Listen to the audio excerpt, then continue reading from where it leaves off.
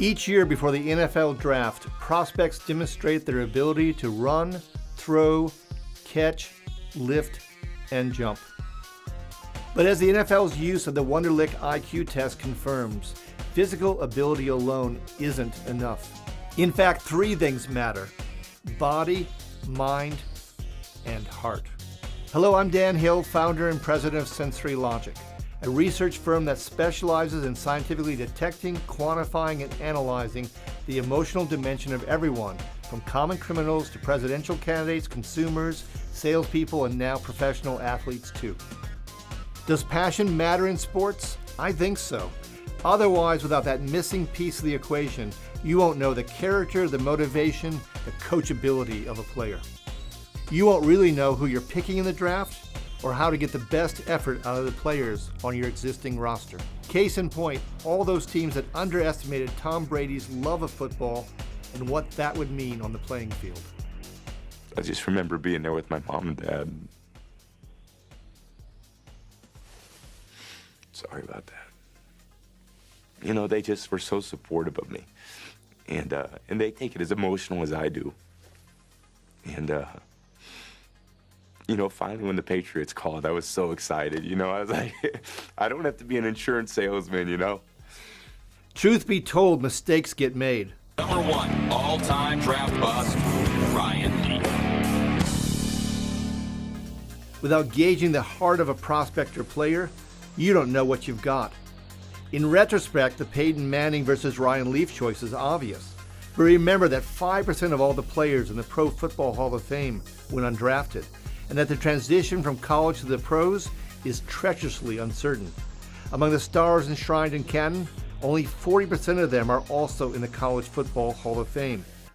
Leaf is merely the most spectacular of numerous failures.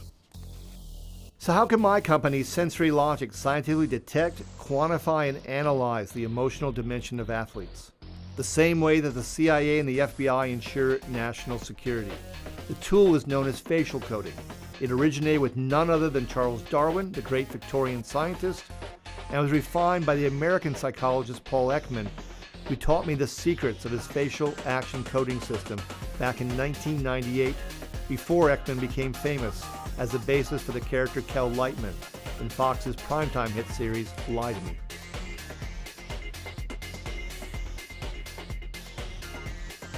Want some proof of how facial coding applies to sports?